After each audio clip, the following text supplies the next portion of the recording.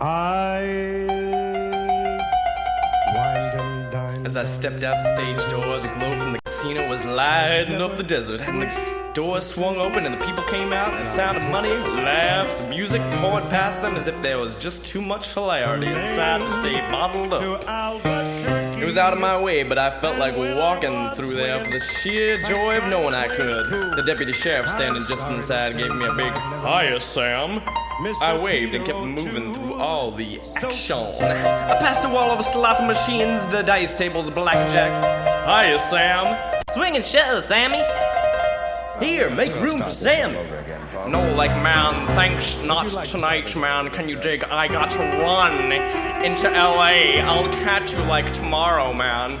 I loved the way the crowds opened up for me, and I circled the room twice, getting loaded on the atmosphere. They kept us away from the other times we played Vegas, when there'd be a law against us. Would have been, "Sorry, but you're not allowed in this casino, you understand?"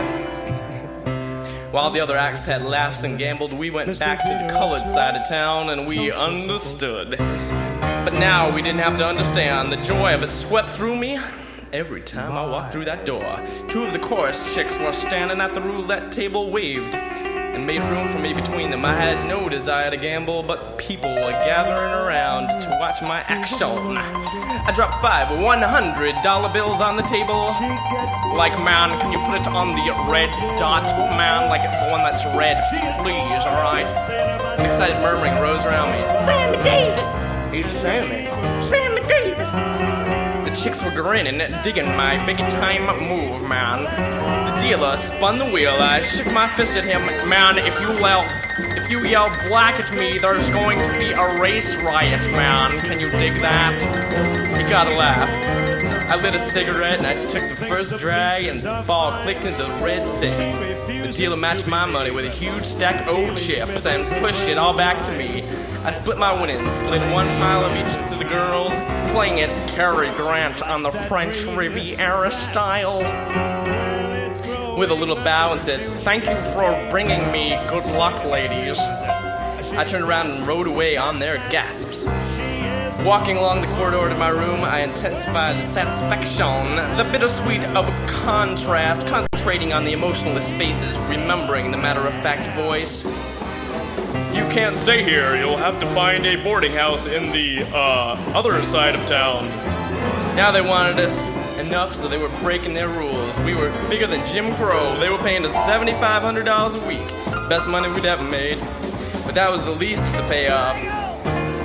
It was as though a genie had materialized out of show business and said, "You're going to be a star, and anything you want is yours, man.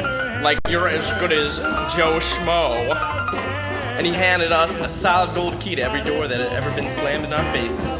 I sat in an easy chair in my living room, absorbing the acceptance, smoking a cigarette, enjoying the luxury of the suite, and picturing myself in the middle of it.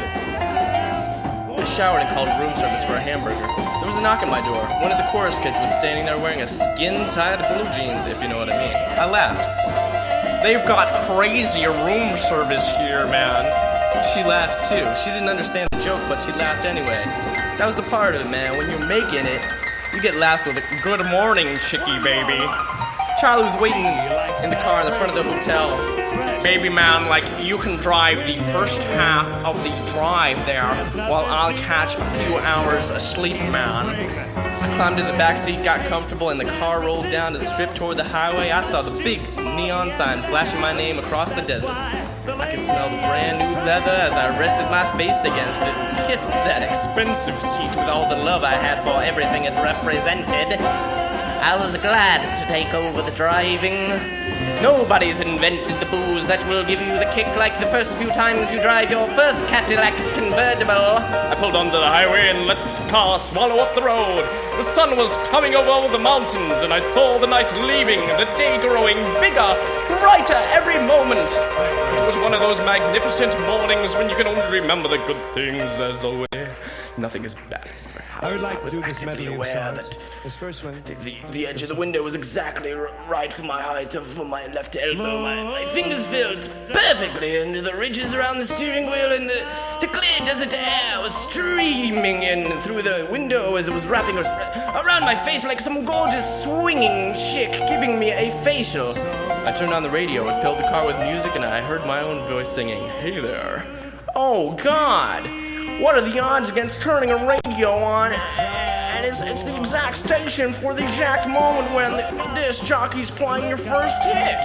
For a second I was afraid I was getting so good that something had to happen to take it all away, but the car, the suite in Vegas, the hit record, and all what they symbolize, it was the start of a new life, and nobody had given it to me, so there wasn't anybody who could take it away.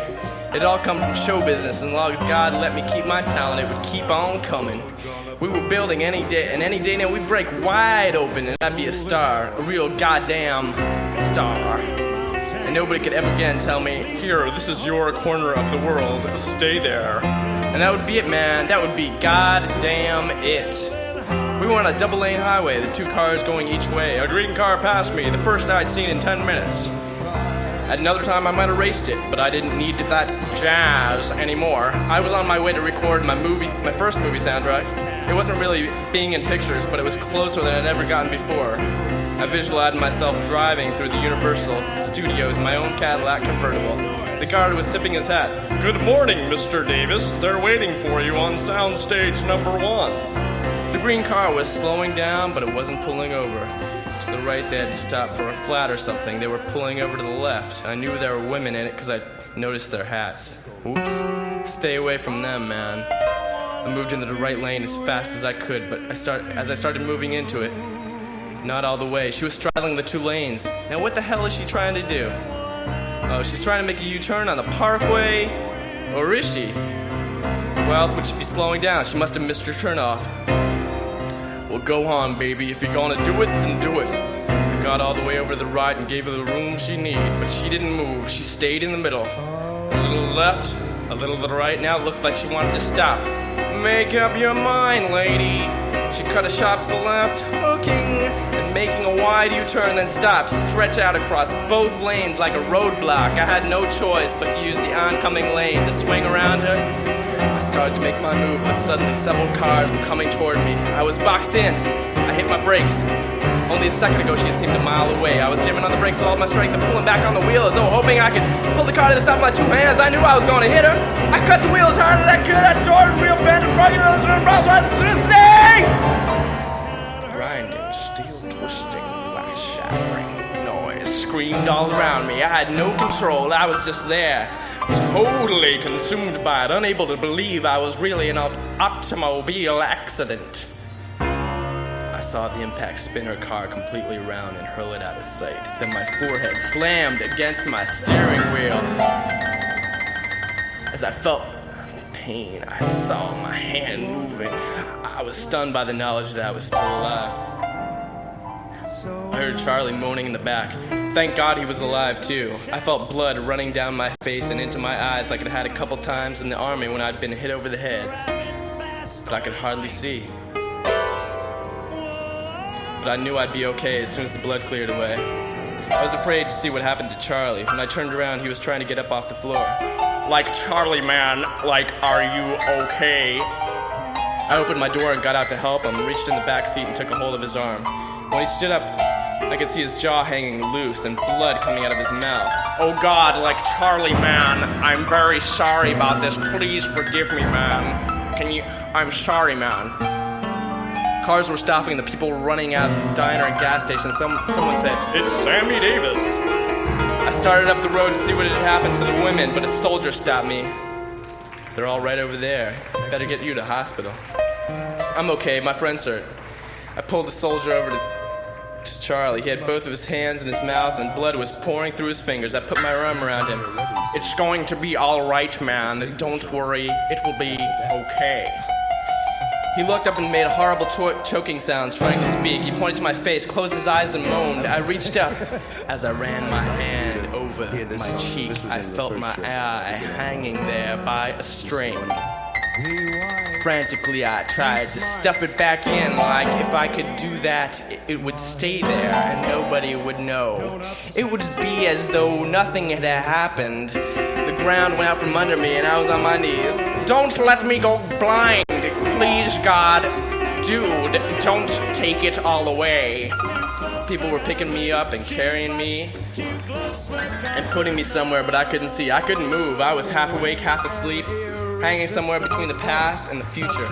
But there was no future anymore. All the beautiful things, all the plans, the laughs, they were lying out there, smashed just like a car. The doors were going to close again. The people who had been nice when I was somebody would turn away from me. None of them were going to say, "Hiya, Sam," anymore.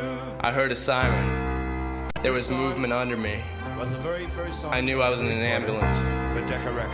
Can it really happen this way? 26 years of working and taking it and reaching. Was that all for nothing? Could you finally get it and blow it so fast? Was that little touch all there was for me for my whole life? Am I never going to be a star? They're going to hate me again.